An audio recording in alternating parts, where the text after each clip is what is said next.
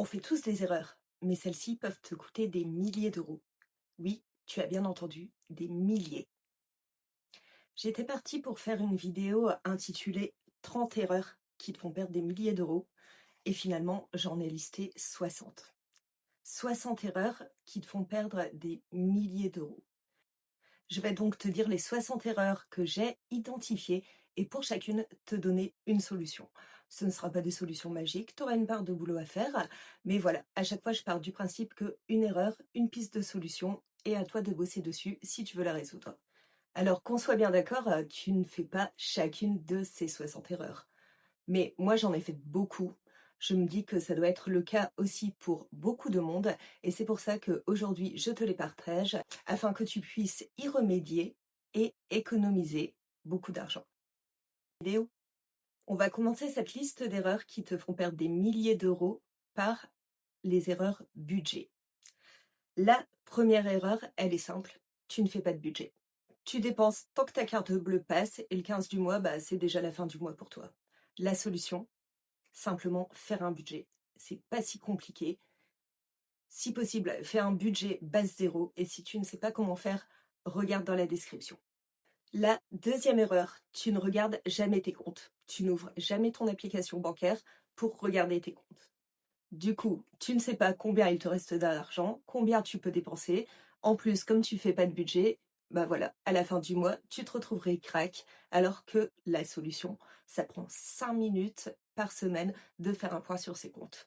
Donc, tu te bloques dans ton agenda 5 minutes, point budget, tu compares ton budget que tu as fait en début de mois avec tes dépenses réelles et tu sais où tu vas. La troisième erreur, tu épargnes en fin de mois. En fin de mois, il ne reste rien. Donc en fait, tu n'épargnes pas. La solution, c'est épargner en début de mois. C'est une règle quand tu apprends à gérer ton budget, on se paye toujours en premier. Donc tu mets en place un virement automatique en début de mois ou alors quand tu te poses pour faire ton budget, tu vois immédiatement ce qu'il te reste et tu te fais un virement pour avoir à minima une épargne de précaution. La quatrième erreur, tu n'anticipes pas les grosses dépenses annuelles, que ce soit le ramonage de la cheminée, l'entretien de la chaudière, l'entretien du ballon d'eau chaude, éventuellement les impôts, la taxe foncière, tout ça n'est pas anticipé. Les régularisations d'eau ou d'EDF ou de gaz, tu n'anticipes absolument rien et du coup, quand tu as une régularisation, tu te retrouves à sortir des centaines d'euros, parfois plusieurs mois d'affilée et ça te met dans la panade, pour rester poli. La solution, liste tes dépenses annuelles, tu les budgétises et tu les anticipes, les prévois et les épargnes au fil des mois. La cinquième erreur, tu n'as pas d'épargne de précaution ou aussi appelée fonds d'urgence. Panne de voiture, électroménager qui tombe en panne, voilà, tu te retrouves à devoir racheter quelque chose, à devoir réparer ta voiture parce que tu en as besoin, par exemple, pour aller travailler, et tu ne peux pas le payer. Le résultat, c'est que soit tu te retrouves à découvert, soit tu te retrouves pire à faire un crédit à la consommation pour payer des biens électroménagers ou des réparations de voitures que tu aurais pu anticiper. La solution, on l'a vu précédemment, tu fais un budget base zéro si possible, tu épargnes en début de mois pour te constituer un fonds d'urgence ou à épargne de précaution et tu as toujours de quoi faire face aux imprévus. La sixième erreur, tu penses que le paiement en plusieurs fois, c'est une bonne affaire. Pas du tout. Ça impacte ton budget mensuel. Admettons que tu fasses un paiement de 1000 euros en 10 fois. Pendant 10 mois, tu auras 100 euros en moins sur ton budget. Et en plus, ça t'apprend à vivre à crédit. Ça te donne une mauvaise habitude. Moi, personnellement, je déteste ça.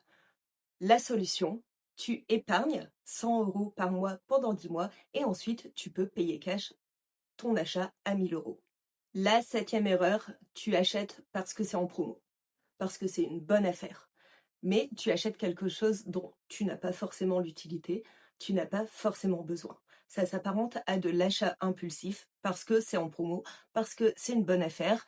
Est-ce que tu as vraiment besoin, je sais pas, d'un appareil à pirate dont tu vas te servir une fois par an?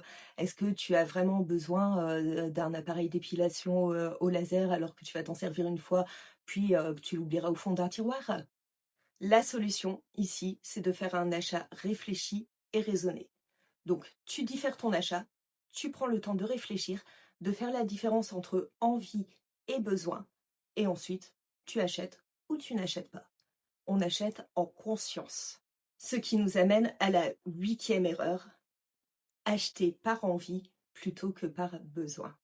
Honnêtement, est-ce qu'on a besoin de cette 10e paire de chaussures noires? Est-ce qu'on a besoin d'une énième robe d'été alors qu'on va la porter 3 fois sur l'année? Est-ce qu'on a besoin de ce super barbecue ultra design alors qu'on en a encore un qui fonctionne très bien à la maison? Voilà, je pense que tu as compris le principe. On achète quelque chose quand on en a besoin et pas parce qu'il nous fait envie. Là, encore une fois, c'est normal d'avoir des envies, mais dans ce cas-là, est-ce que tu en as réellement très envie ou est-ce que c'est un achat d'impulsion? Donc dans ce cas-là, tu diffères ton achat, tu prends bien le temps d'y songer, au moins 72 heures, 3 jours. Si au bout de 3 jours, tu vois que tu en as encore envie et que c'est vraiment très important pour toi, là, oui, effectivement, tu peux te dire, bon, ben, cette fois-ci, je me fais plaisir, mais il faut que ça reste assez exceptionnel et que ça ne devienne pas une habitude d'acheter tout ce dont tu as envie. J'ai l'impression d'être vraiment trash quand je dis ça, mais il faut, réussir à faire la part des choses entre, ton envie d'économiser pour des projets qui comptent pour toi et céder à tous les achats d'impulsion qui te font perdre effectivement des dizaines d'euros, qui au fil du temps deviennent des centaines d'euros et des milliers d'euros. Cette vidéo est vraiment là dans le but de te faire prendre conscience de l'argent qui part sans qu'on s'en rende compte. Si tu as un projet à mener à bien, donne-toi les moyens d'y arriver, en fait. Ça n'enlève rien au fait que c'est important de se faire plaisir de temps en temps pour pouvoir tenir ses objectifs dans la durée et rester motivé. L'erreur numéro 9, tu fais des petits achats non essentiels à 1 €, 2 €, 5 € en te disant bah c'est pas grave, c'est qu'1 €, c'est pas grave, c'est que 2 €. Bon, c'est pas grave, c'est que 10 €. Bah, 1 € par jour pendant un an, ça fait 365 € par an. Sur 10 ans, bah, ça fait 3650 €. Voilà. Donc la solution, c'est de ramener le montant de ces petits achats qui ne coûtent pas grand-chose sur une durée plus longue, comme une année, pour te faire prendre conscience que sur un an, ça fait effectivement beaucoup d'argent gaspillé. Ce qui nous amène à la 10e erreur. Ne jamais calculer le coût annuel d'une habitude ou d'une addiction. Par exemple, un paquet de cigarettes coûte actuellement 13 €. Si tu fumes un paquet de cigarettes tous les 2 jours, ramené sur une année, j'ai fait le compte, ça fait 2370 € par an. T'imagines un peu? 2370 €. Ça en fait des belles vacances, hein? Si tu prends une bouteille de vin par semaine à 6 €, ça fait 312 € par an. Voilà, les cigarettes plus la bouteille de vin, on est quasiment à 2700 € par an. Sur 10 ans, 27 000 €. 27 000 € sur 10 ans. C'est pareil pour les jeux à gratter, le tiercé, enfin ce genre de choses, les lotos. Si tu joues au loto toutes les semaines, tu es déjà à plus de 100 € dépensés à l'année. Ça vaut le coup d'y réfléchir. On passe maintenant aux erreurs liées aux courses. Donc l'erreur numéro 11, tu ne sais pas ce que tu as chez toi. Tu ne sais pas ce que tu as dans tes placards, tu ne sais pas ce que tu as aussi bien en nourriture qu'en objet, et du coup, tu rachètes en double, voire parfois en triple. Et ça, honnêtement, ça m'arrive de le faire aussi. Pas sur la nourriture, pas sur l'alimentation, mais sur les objets. Parce que on a une maison qui est certainement un peu trop grande pour nous. Et du coup, on perd beaucoup de choses parce qu'on ne sait pas où c'est rangé. Et je sais que là-dessus, je dois m'améliorer. Donc pour ça, la solution, bah, c'est trie, range, organise et liste. La 12e erreur, j'en ai déjà parlé plusieurs fois, tu ne prévois pas tes menus. Tu ne prévois pas tes menus, donc tu fais tes courses au petit bonheur la chance.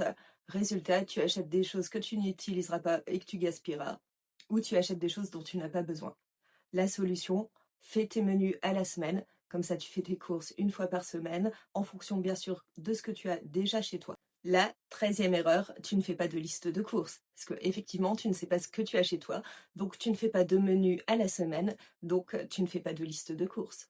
La solution, c'est simplement de t'organiser de prévoir tes menus à la semaine en fonction de ce que tu as chez toi et de faire une liste de courses à laquelle tu te tiens quand tu vas faire tes courses. La 14e erreur, tu n'as pas de budget courses. Parce que effectivement, si tu ne fais pas de budget, si tu ne sais pas ce que tu as chez toi, si tu ne fais pas tes menus, tu ne fais pas de liste de courses et tu n'as pas de budget courses. Donc tout est désorganisé. Tu achètes tout et n'importe quoi pour manger pour la semaine et finalement tu achètes des choses dont tu n'as pas besoin, que tu vas peut-être gaspiller et c'est de l'argent jeté directement à la poubelle. La solution, fais un budget base zéro. Prévois un budget course, fais l'inventaire de ce que tu as chez toi. En fonction de ça, tu fais ton menu pour la semaine. En fonction de ton menu et de ce qu'il te manque chez toi, tu fais ta liste de courses.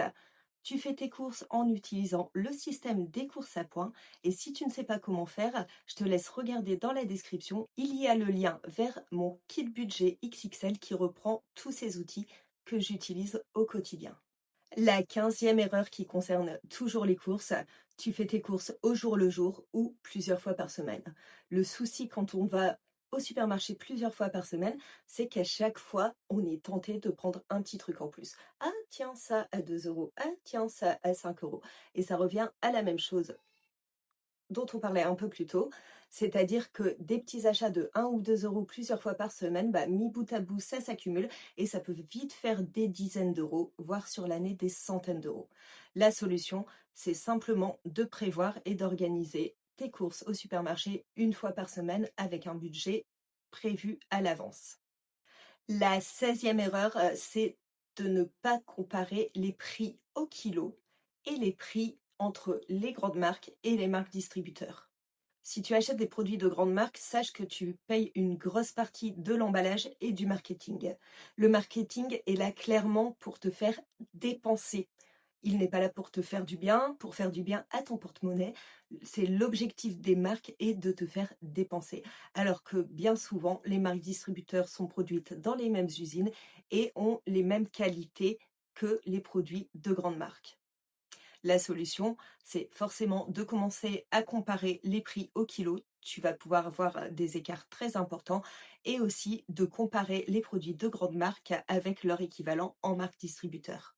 La 17e erreur, c'est d'acheter des produits déjà découpés ou des produits déjà cuisinés. Ça coûte beaucoup plus cher. Je pense notamment aux fruits ou aux légumes qui sont déjà découpés, vendus dans des barquettes plastiques suremballées. Là, encore une fois, tu payes la main-d'œuvre pour le découpage, tu payes l'emballage. Bien souvent, c'est du suremballage aussi. C'est pas très bon pour la planète non plus. Et pour les produits déjà préparés, effectivement, c'est pas très bon pour la santé non plus parce que souvent tu as beaucoup de sel ou de sucre qui sont ajoutés. Bien souvent, c'est aussi suremballé et tu payes toujours la main-d'œuvre qui a servi à faire ce produit. La solution, bien évidemment, c'est de faire soi-même, de découper toi-même, de cuisiner toi-même.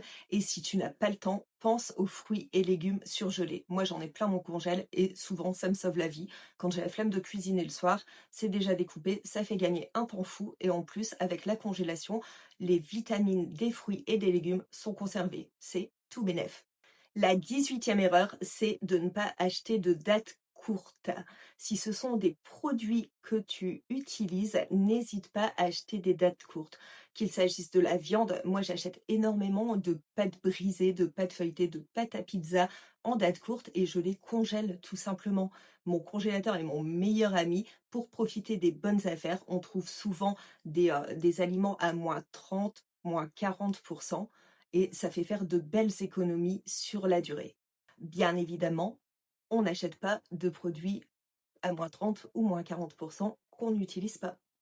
Donc la solution, tu l'as compris, achète en date courte et congèle. La 19e erreur, c'est le gaspillage. Tu ne fais pas de menu, tu ne sais pas ce que tu as chez toi. Un jour, tu regardes ton frigo et finalement, tu retrouves des choses périmées depuis une semaine, ça finit à la poubelle. C'est comme si tu jetais directement des euros dans ta poubelle. La solution, c'est de s'organiser, tout simplement.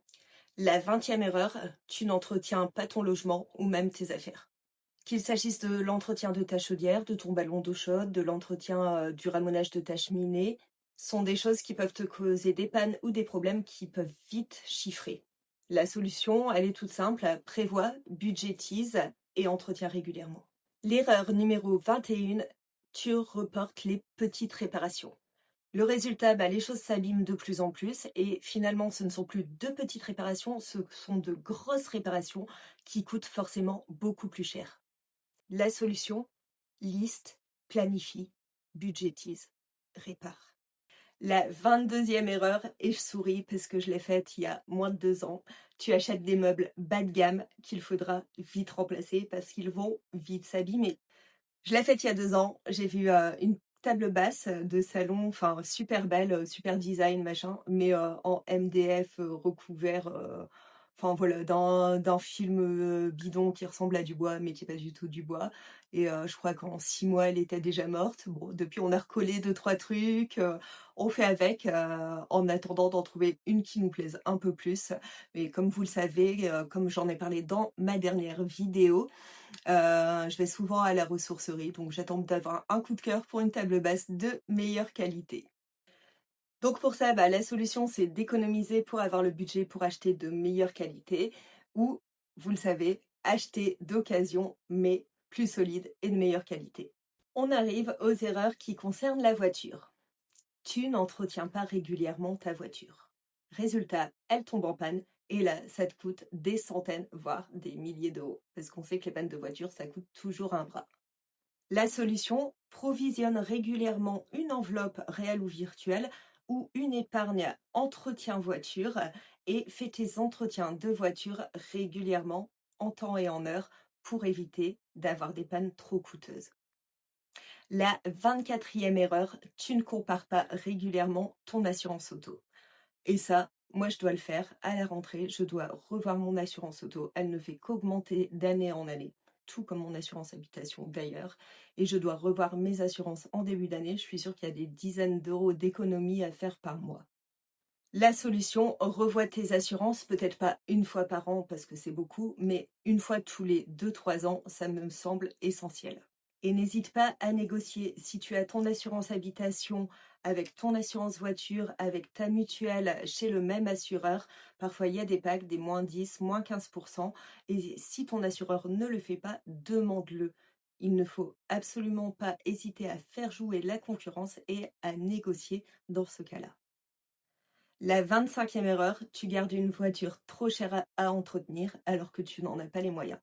J'ai connu des gens qui avaient un revenu modeste et qui pourtant roulaient en Porsche. Vous savez, les 4x4 Porsche là, leur plein leur coûtait je ne sais plus combien d'euros, mais c'était juste énorme et affolant.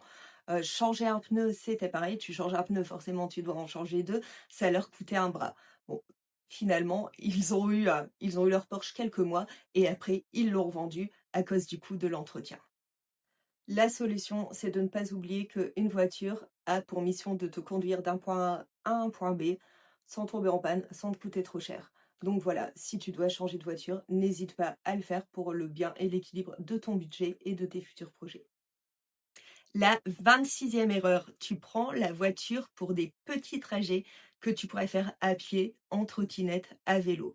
Alors ça peut paraître vraiment pas grand-chose, mais essaye sur 1 ou 2 mois en faisant tes petits trajets à pied. Peut-être que tu vas économiser 10 euros d'essence par mois. Mais 10 euros d'essence par mois, sur un an, ça fait déjà 120 euros.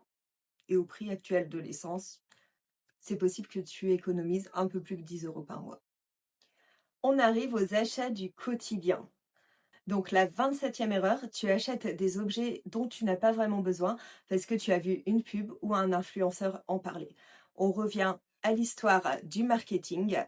Le but des marques, c'est de vous faire acheter, de vous faire dépenser votre argent.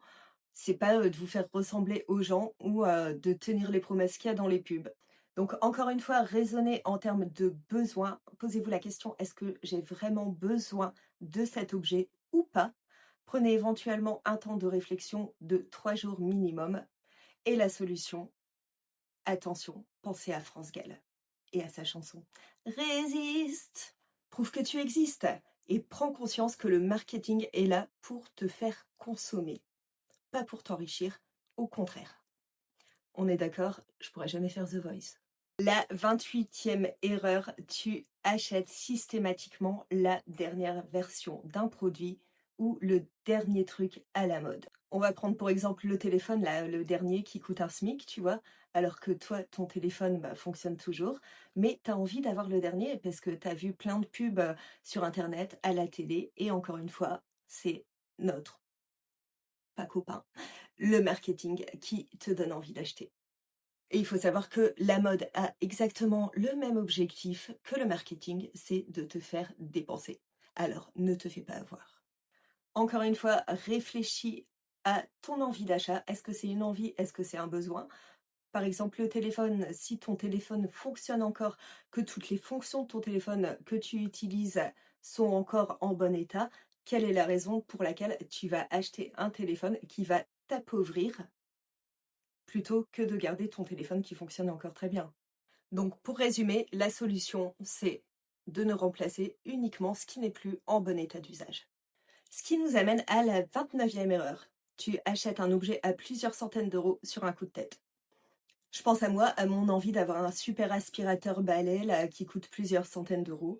Et en fait, ça fait maintenant des années que j'y réfléchis et j'ai toujours pas sauté le pas parce que finalement, je finis toujours par prendre mon balai et à me débrouiller avec. Alors peut-être qu'un jour je me l'offrirai, mais pour l'instant ça ne fait pas partie de mes priorités. Donc la solution, c'est prends le temps, réfléchis, diffère ton achat et au bout d'un certain temps, donc là on parle d'objets à plusieurs centaines d'euros, donc on n'est plus sur 3 jours de réflexion, mais prends plutôt un mois de réflexion et vois si tu en as vraiment besoin ou si c'est qu'une envie et que tu peux faire sans. Donc pour résumer, conscientise ton achat. La 30e erreur, tu ne prévois pas tes achats importants et tu les payes plein pot. Si tu dois acheter quelque chose qui coûte cher, qui coûte plusieurs centaines d'euros, on va prendre l'exemple de mon aspirateur balai là, dont je rêve depuis un moment. Je sais que j'ai envie de l'acheter, vraiment, que ça améliorerait ma vie. Enfin voilà, pour plein de raisons, je suis décidée à passer à l'achat, mais j'ai pas envie de le payer plein pot. Je vais déjà mettre de côté, donc épargner en vue de cet achat. Quand j'aurai l'argent, je vais attendre les soldes, les promos, les bonnes affaires, le Black Friday ou chercher des codes promo pour acheter moins cher.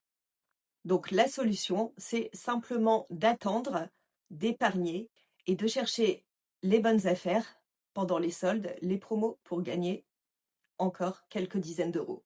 L'erreur bonus de cette vidéo, c'est tu achètes tout neuf au lieu d'acheter d'occasion. Et ça uniquement par principe parce que tu ne veux pas acheter des objets qui ont déjà été utilisés. Je pense à mon cas, c'est bientôt l'anniversaire de mon petit dernier, j'envisage de lui acheter un vélo. Clairement, je ne vais pas acheter un vélo neuf alors que d'occasion, je vais le payer 3, 4, 5 fois moins cher. Donc pensez aux achats d'occasion. Certaines choses sont vraiment très peu utilisées et peuvent avoir plusieurs vies. C'est bon pour le porte-monnaie, c'est bon pour la planète, bref, c'est tout bénef. Je vous dis à très vite pour la prochaine vidéo et les 30 prochaines erreurs qui vous font perdre des milliers d'euros. Dans cette prochaine vidéo, on abordera les erreurs qu'on fait par rapport aux banques, assurances et abonnements, par rapport aux enfants aussi, par rapport à l'administratif, parce que là aussi, on peut perdre beaucoup d'argent. On verra aussi tout l'argent qu'on perd sur les vacances et les voyages et aussi et surtout, le meilleur pour la fin, les erreurs invisibles, celles qui nous font vraiment perdre beaucoup, beaucoup d'argent. Si cette vidéo vous a plu, n'hésitez pas à vous abonner et à laisser un petit pouce, ça aide déjà beaucoup la chaîne. Et vous, dites-moi en commentaire quelles sont les erreurs que vous faites, quelles sont celles que vous avez déjà faites, quelles solutions vous avez trouvées pour y remédier. Je suis certaine que ça aidera beaucoup de monde de savoir qu'on n'est pas seul à faire ces erreurs. Je vous dis à très vite pour la suite de cette vidéo. Bye!